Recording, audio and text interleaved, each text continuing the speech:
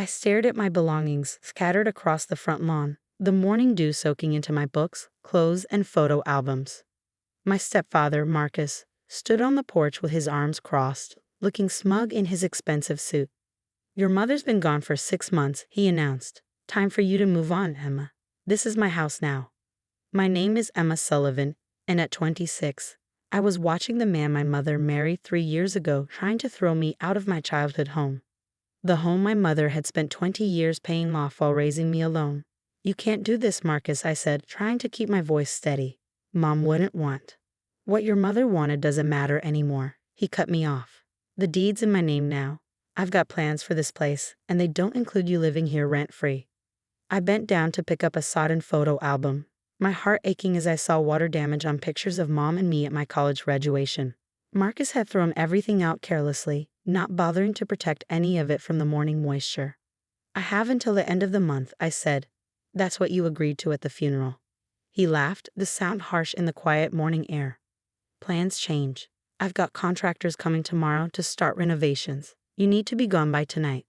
I looked up at the house, at the window of my childhood bedroom, where Mom used to wave goodbye every morning as I left for school.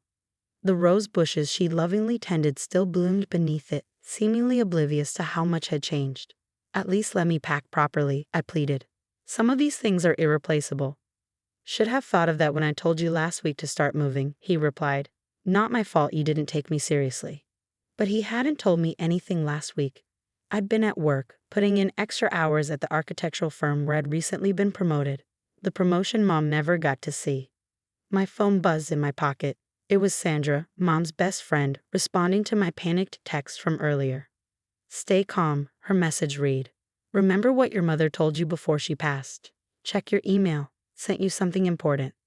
I remembered Mom's last days in the hospital, how she'd insisted on speaking to me alone despite Marcus's protests. She'd been so weak, but her eyes were clear and focused.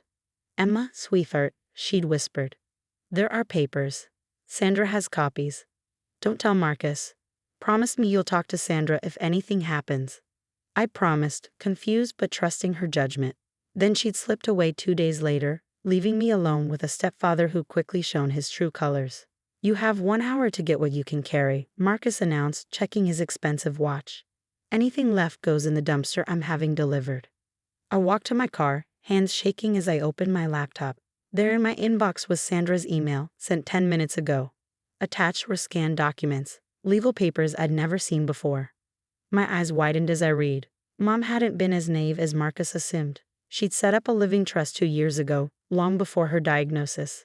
The house, her savings, everything had been quietly transferred into it. And I was the sole beneficiary. Marcus's name wasn't on anything. The papers he was so confident about, they meant nothing. I printed the documents at my car's mobile printer, a work expense that was proving invaluable. As the pages came out, I called the police non-emergency line. "Yes, I'd like to report an illegal eviction," I said, loud enough for Marcus to hear from the porch. "My stepfather is throwing my belongings out and trying to force me from my property." Marcus's smug expression faltered slightly. "Your property?" he scoffed. "I have the deed right here. Your mother signed everything over to me before she died." I walked back toward the house, documents in hand. "No, Marcus. Mom signed everything over to a trust. For me, 2 years ago." I held up the papers. "You never bothered to check the property records, did you? Too busy planning your renovations?" His face went from confident to confused to pale in seconds. "You're lying," he stammered. "Helen would never." "Mom knew exactly what she was doing," I said, my voice stronger now. "And so do I. The police are on their way. I suggest you start bringing my belongings back inside before they arrive." The sound of approaching sirens cut through the morning air. Marcus's facade cracked completely as he realized his carefully laid plans were falling apart. Mom had protected me one last time, and now it was my turn to protect everything she'd worked for. 2 police officers arrived within minutes. Marcus immediately switched to his charming persona, the same one that had fooled my mother initially. "Officers, this is the family misunderstanding," he said smoothly. "My stepdaughter is having trouble accepting changes after her mother's passing." I silently handed them the trust documents along with photos I'd taken of my scattered belongings. The older officer reviewed them while his partner spoke with Marcus. "Sir," the officer said finally, According to these legal documents, you have no authority to evict Ms. Sullivan. This property belongs to her through a living trust. Marcus's charm evaporated. That's impossible. I have papers. He stormed inside, returning with a folder. Look, Helen signed the house over to me. The officer compared the documents. Sir, your paperwork is dated after the trust was established. Once the property was in the trust, your wife couldn't legally transfer it to you. These documents aren't valid. I watched Marcus's face contort with rage. This is ridiculous. I was her husband. For 3 years, I said quietly. She was my mother for 26. While the officers supervised, I began collecting my belongings from the lawn. Sandra arrived, rushing to help me gather the water-damaged photos and books. Your mother was so clever, she whispered as we worked. She knew exactly what Marcus was after. That's why she made me promise to keep copies of everything. Marcus paced the porch, frantically calling someone on his phone. I could hear snippets of his conversation. What do you mean it's legitimate? No. I need you to find a way around it. There must be something. The officers approached him. Sir, you need to assist in returning Ms. Sullivan's belongings inside. Then we can discuss your timeline for vacating the property. Vacating? Marcus sputtered. I live here. Actually, I said, holding up another document. The trust is clear about that too. Any secondary residents need my explicit permission to stay. Permission I'm not giving you. Sandra squeezed my hand supportively as Marcus's face turned an alarming shade of red. You ungrateful little. He took a step toward me, but the officers moved between us. Sir, we suggest you calm down, one warned, unless you'd like to discuss this at the station. Under police supervision, Marcus begrudgingly helped bring my belongings back inside. Every trip up the stairs was punctuated by muttered threats and promises of legal action. I ignored him, focusing instead on assessing the damage to Mom's photos. I'll help you restore these, Sandra offered, carefully separating stuck pages in a photo album. I have copies of most of them anyway. Marcus overheard this and glared at Sandra. You knew about this all along, didn't you? You helped Helen deceive me. Helen protected her daughter from a man who showed his true colors the moment she passed away, Sandra replied calmly.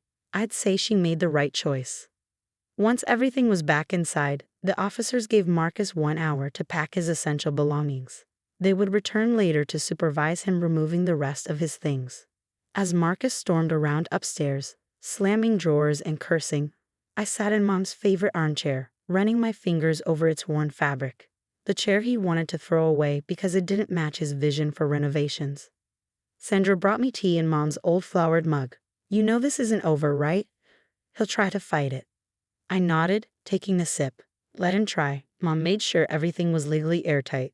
She told me once that marrying Marcus was her mistake, but she wouldn't let it become my burden. She was always protective of you. Sandra smiled. Even at the end, her main concern was making sure you'd be okay. Marcus appeared with 2 suitcases, his perfect appearance now disheveled. This is just temporary, he announced. My lawyer will be in touch. You have no idea who you're dealing with. I met his gaze steadily. No, Marcus, you had no idea who you were dealing with. Mom wasn't just some naive widow you could manipulate.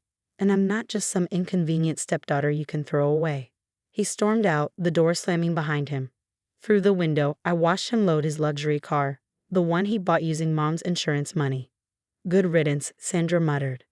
I held Mom's mug tighter, feeling tears finally start to fall. I miss her so much.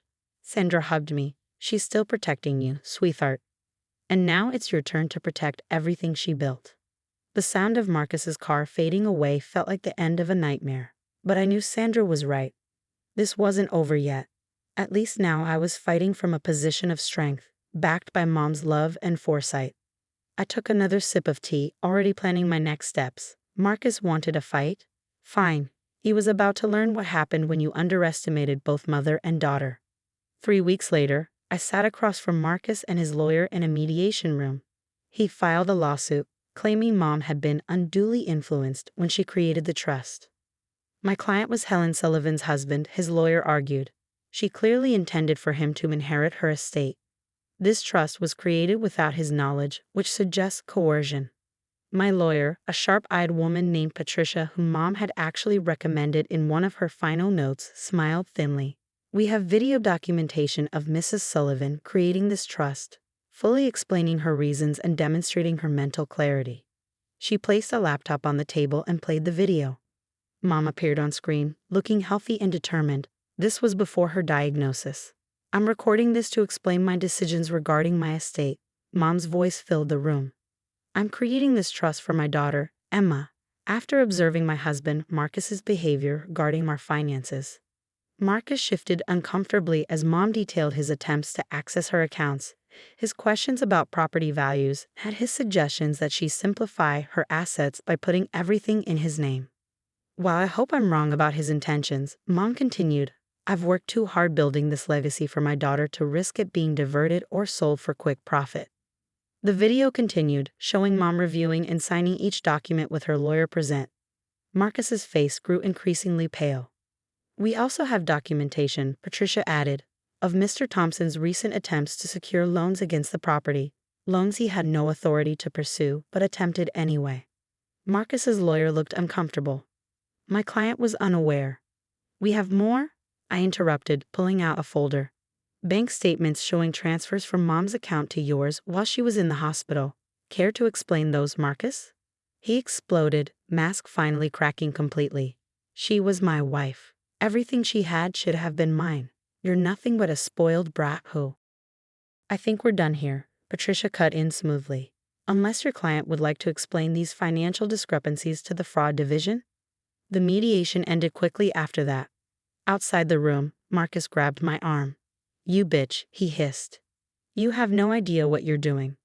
That house needs repairs, taxes, maintenance. You'll be begging for help soon enough. I pulled away. Actually, I know exactly what I'm doing. I'm an architect, remember? Mom made sure I understood everything about maintaining our home, just like she made sure I understood exactly what kind of man you are. Sandra was waiting in the lobby. She'd become a constant support over the past weeks, helping me sort through Mom's belongings and sharing stories I'd never heard. How did it go? She asked, eyeing Marcus as he stormed past. Exactly like Mom thought it would, I replied. She knew he'd try to fight, so she left evidence of everything. That evening, I sat in the garden Mom had loved so much. The roses were blooming, their scent filling the air as the sun set. I'd found her garden journal earlier, filled with notes about each plant and memories of us planting them together. My phone buzzed, a text from Marcus. This isn't over, you'll regret this. I blocked his number without responding, let him threaten. The house was secure, the trust solid, and his true nature exposed. Sandra joined me, carrying 2 glasses of Mom's favorite wine. Found these in her special cabinet, she said. She was saving them for a celebration. She planned everything so carefully, I mused, taking a glass. Sometimes I wonder if she knew, about her illness, before she married him. Sandra shook her head. She didn't. But she knew men like Marcus. Your father was similar, charming until he got what he wanted. She made sure history wouldn't repeat itself. We sat in comfortable silence, watching the sunset paint the garden in golden light. Inside, Mom's beloved home stood strong and secure, every corner filled with memories no one could take away. To Helen, Sandra raised her glass. The smartest woman I knew. To Mom, I echoed. Who taught me that real love protects, it doesn't take? Later, as I got ready for bed, I found a note tucked in Mom's journal that I hadn't noticed before. Emma, my darling girl, if you're reading this, you've probably had to use the trust documents. I'm sorry if that means I'm not there to help you fight. But remember, our home isn't just walls and floors. It's every lesson we learned together, every dream we shared, every moment of strength we gave each other. No one can take that away. Stand your ground, my brave girl. You are stronger than anyone knows. Love, Mom. I placed the note carefully in my memory box, next to the key to our front door. Marcus might have thought this battle was about property, but he never understood what Mom had really left me, not just a house, but a foundation of love, strength, and the wisdom to protect what matters. The house stood quiet and secure around me, every creaking floorboard and familiar shadow a reminder that I was exactly where I belonged. Mom made sure of that.